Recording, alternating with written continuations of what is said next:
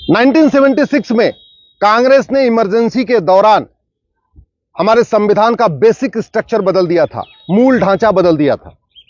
संविधान का जो प्रियम्बल है उसको बेसिक स्ट्रक्चर कहते हैं, मूल ढांचा कहते हैं। संविधान में जो शब्द लिखा हुआ है वो संविधान की आत्मा है। लेकिन 1976 में कांग्रेस ने इमरजेंसी के दौरान इस प्रियम्बल को ही बदल दिया, यानी बेसिक स्ट्रक्चर को बदल दिया, मूल ढांचे को बदल दिया। इसी के खिलाफ मैंने सुप्रीम कोर्ट में पीआईएल फाइल किया है। अगली सुनवाई अब जुलाई में होगी और हमें पूरा भरोसा है आने वाले समय में अगर पार्लियामेंट इस प्रियम्बल में जो बदलाव हुआ उसको ठीक करेगा तो अच्छी बात है, नहीं तो सुप्रीम कोर्ट इसको जरूर ठीक करेगा। हमने अपनी याचिका में सबसे पहले यह कहा है कि उस समय लोकसभा का टेन्योर मार्च 76 में ही पूरा हो गया था। ध्यान रखिए, लोकसभा का टेन्योर जो 5 साल का होता है वो मार्च 76 में कंप्लीट हो गया था, जबकि ये कॉन्स्टिट्यूशन का जो प्रियम्बल है इसको बदला गया दिसंबर में, यानी 9 महीने के बाद। तो सवाल यह है, जब लोकसभा का टेन्योर पूरा हो गया तो उस समय जो वोट दिए उनकी वैलिडिटी क्या है? दूसरा, इमरजेंसी के दौरान सारे के सारे लीडर ऑफ अपोजिशन जेल में थे। मीडिया का बिजली और पानी का कनेक्शन कटा हुआ था। उस समय एक ही चैनल हुआ करता था, दूरदर्शन, वो पूरी तरीके से सरकार के कंट्रोल में था। और जो प्रिंट मीडिया थी, जितने अखबार थे, उनका बिजली पानी का कनेक्शन कटा हुआ था।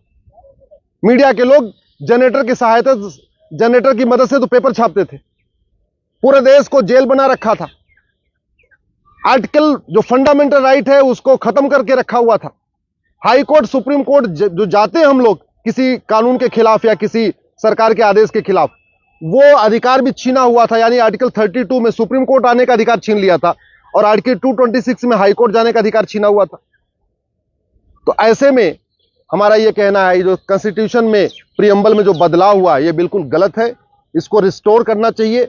जो ओरिजिनल प्रियम्बल था उसको फिर से इंप्लीमेंट करना चाहिए। हमारा यह भी कहना है कि ये जो संविधान, जो प्रियम्बल है, ये बेसिक स्ट्रक्चर है। अगर इसमें 2 शब्द जोड़ा जा सकता है, इसका मतलब कल को आने वाली सरकार 2 शब्द घटा भी सकती है।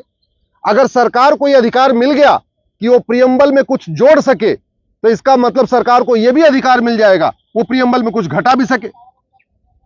पता चला बाद में कोई ऐसी सरकार आती है वो डेमोक्रेसी को निकाल देती है, कल को कोई ऐसी सरकार आती है वो रिपब्लिक वर्ड को निकाल देगी, कल को कोई और सरकार आती है वो प्रियम्बल में जो जस्टिस लिखा हुआ है जस्टिस को निकाल दे, कल को कोई और सरकार आए वो जो प्रियम्बल में इक्वेलिटी लिखा हुआ है उसको निकाल दे, फ्रेटर्निटी को निकाल दे, यूनिटी को निकाल दे।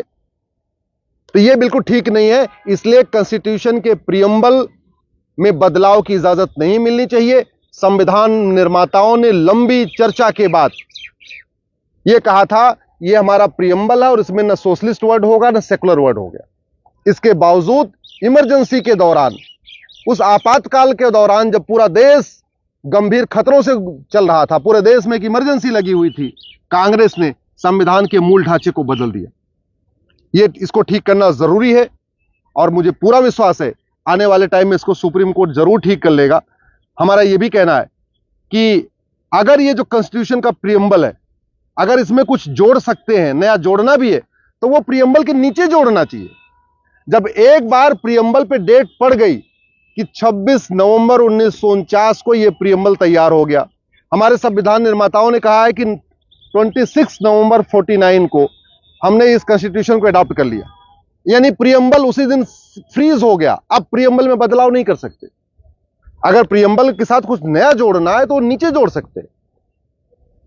कॉन्स्टिट्यूएंट असेंबली जिसने इस प्रियम्बल को बनाया, जिसने इस प्रियम्बल को फाइनलाइज किया, जिसने इस प्रियम्बल के बाद साइन किया, वो 76 में थी नहीं।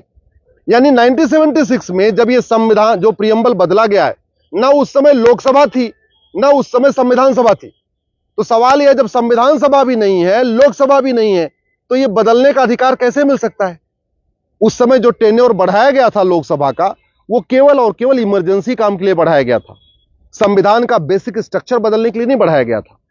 उस समय लोकसभा का टेन्योर बढ़ाया गया था, लेकिन जो टेन्योर बढ़ा था वो केवल और केवल बेसिक रिक्वायरमेंट पूरा करने के लिए, लोगों की मूलभूत आवश्यकताओं को पूरा करने के लिए बढ़ाया गया था, न कि ये कॉन्स्टिट्यूशन के प्रियम्बल जो कि कॉन्स्टिट्यूशन का बेसिक स्ट्रक्चर है, जो संविधान की आत्मा है, उसको बदलने के लिए नहीं बढ़ाया गया था। कोई भी इमरजेंसी जो होती है या कोई अगर एक्सटेंशन होता है, वो एक्सटेंशन में वो सारे अधिकार नहीं होते जैसे ओरिजिनल अधिकार होते हैं। तो जो अधिकार लोकसभा को 5 साल के टेन्योर में मिलता है, वो अधिकार एक्सटेंशन में नहीं मिलता। एक्सटेंशन हुआ था केवल और केवल इमरजेंसी रिक्वायरमेंट के लिए। इसलिए 1976 में जब ये प्रीएम्बल में शब्द जोड़ा गया सोशलिस्ट सेकुलर, उस समय न संविधान सभा थी, न लोकसभा थी, न तो सरकार के पास ये अधिकार था उसको बदलने का, न लीडर ऑफ अपोजिशन से इस पे कोई डिस्कशन हुआ, न पूरे देश में इस पे चर्चा हुई। इसलिए इस संविधान में से जो सोशलिस्ट सेकुलर शब्द जोड़ा गया है उसको निकाला जाए और संविधान का जो प्रीएम्बल, ओरिजिनल प्रीएम्बल था, उसको रिस्टोर किया जाए। फिर से जुलाई में सुनवाई होगी। मुझे पूरा भरोसा है कि जो आने वाली सरकार इस प्रीएम्बल में जो गड़बड़ी हुई है उसको ठीक कर देगी तो अच्छी बात है, नहीं तो सुप्रीम कोर्ट इस गलती को जरूर सुधारेगा।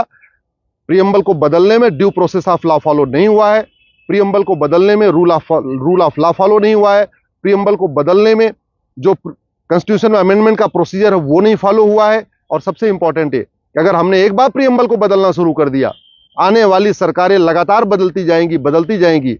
एक बार अगर प्रीएम्बल में कुछ जोड़ने का अधिकार हमने सरकार को दे दिया तो घटाने का अधिकार भी मिल जाएगा। पता चला बाद में प्रीएम्बल के आधे प्रीएम्बल के शब्द इक्वलिटी, जस्टिस, लिबर्टी, फ्रेटर्निटी को ही निकाल दिया, नए शब्द और ले आके रख दिया। कल को कोई प्रीएम्बल में शरिया शब्द जोड़ देगा, कल को कोई प्रीएम्बल में कुछ और जोड़ देगा। तो इसलिए ये इसका इजाजत बिल्कुल नहीं मिलनी चाहिए। और हमें पूरा भरोसा है सुप्रीम कोर्ट हमारी याचिका को स्वीकार करेगा और इस ओरिजिनल प्रीएम्बल को रिस्टोर करेगा। और ये जो कांग्रेस के द्वारा 1976 में इमरजेंसी के दौरान जो शब्द जोड़े गए हैं उसको निकालेगा।